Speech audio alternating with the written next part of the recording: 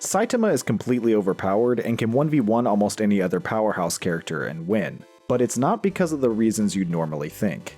The other night I came across a TikTok that was making the argument that Saitama would defeat Goku in a 1v1 battle, especially with the most recent drops in the One Punch Man manga that basically solidified Saitama as being completely overpowered. I won't go into the details of what happens in the manga since that would be major spoilers for people that only tune in for the anime, but that TikTok left me thinking about power scaling in general when it comes to the One Punch Man.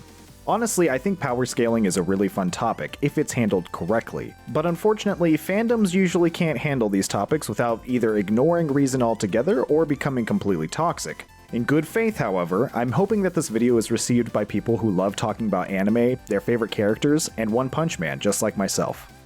Even if you take Saitama and compare his feats with that of, let's say, Superman, and Superman comes out on top in terms of raw strength, speed, battle IQ, whatever, Saitama would still destroy Supes without even an ounce of kryptonite on him. However, I don't think it's a fair fight to begin with. This matchup isn't fair for Superman. In fact, it's almost like Saitama is cheating. Now, I don't mean that he's secretly shooting up steroids or in some way rigging the fight. In actuality, it has very little to do with the fighting or strength levels of the two at all. Ultimately, it comes down to the way that the characters are written in their own stories. Conflict is an extremely important linchpin in every great hero story, and without it, all we are left with is people standing around doing nothing. That really doesn't make for exciting movies or TV to watch. So a problem is introduced to give our protagonists something to do or a way to act. In the case of Goku or Superman, their problems usually lie within battling some kind of evil villain. More specifically, fighting a villain that is initially stronger than they are. As time goes on in the story or battle, our heroes have to find a way to overcome this uphill struggle. Whether it's through strategy, personal growth, or sheer force of will, they must adapt and defeat their foe. When their foe is defeated, there's a brief respite, but inevitably the same conflict returns in the form of a new, more powerful enemy. The cycle of strife repeats, because without it, there's no story. In contrast, we have Saitama, who's completely different than the other protagonists in hero stories, because his core conflict develops in a more nuanced way. As we all know, he yearns for an actual challenge, but he defeats every big bad guy in a single punch, leaving him frustrated and unsatisfied by the confrontation. The strife doesn't originate from the villain, but from Saitama's strength itself. Ultimately, it's usually written in this way to be comedic. I mean, his superhero name is literally Caped Baldy. Saitama is the comic relief of this intense action-filled world while still being the protagonist. The story often takes a bit of time setting up a villain, making the audience almost think to themselves that Saitama has finally found a proper match, only for him to easily win, subverting the expectations that were built up through the defeat of other heroes in the story. For example, time and time again, we watch as Saitama's disciple, Genos, an S-class ranked hero, give his very best against a villain to ultimately lose. Furthermore, it's almost as Genos along with the rest of the heroes fit into a more normal shonen-style anime story.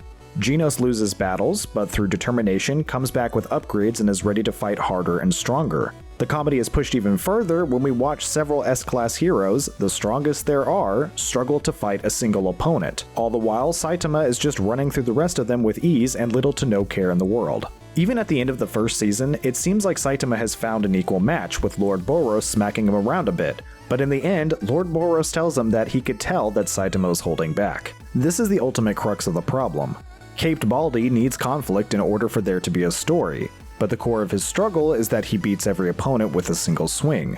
If, for some reason, he did find an opponent strong enough to legitimately go toe-to-toe with him, then the conflict would forever be resolved and the story would end. Inversely, if Goku or Superman defeated their villains immediately with a single punch, it would showcase how strong they are, but it would make for a pretty boring action scene. To push the envelope even further, we even have a bit of a paradoxical dilemma. Let's say hypothetically Saitama does go toe-to-toe with Goku and comes up short. Goku is just too powerful and eventually beats Saitama, but isn't that exactly what he wants? If his core problem is not being able to find a foe that's actually a challenge, then fighting someone on his level, perhaps even losing, would be fixing that problem and achieving his goal. So in a way, he still wins. Either he wins the literal physical fight by defeating Goku, or he wins the existential fight by finally coming across someone that he can't defeat.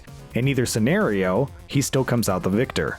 Obviously, all of this is conjecture and just brought up for a bit of fun. If Superman or Goku or whoever is your favorite, I'm not trying to say that they're weak or anything negative whatsoever.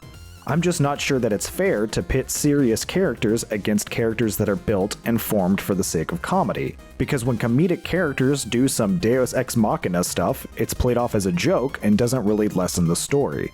People can argue all day about who's faster, stronger, or whatever, but in the end, I think it's important to take a look at the role these characters serve in their stories to see if they should even be pit against one another, even if it is just hypothetical. If you enjoy anime as much as I do, make sure to check out my review over the Fullmetal Alchemist live-action adaptation, or feel free to check out my playlist for the rest of my reviews. I appreciate you taking the time to watch this video and I hope you enjoyed it. Have a wonderful day, and peace out.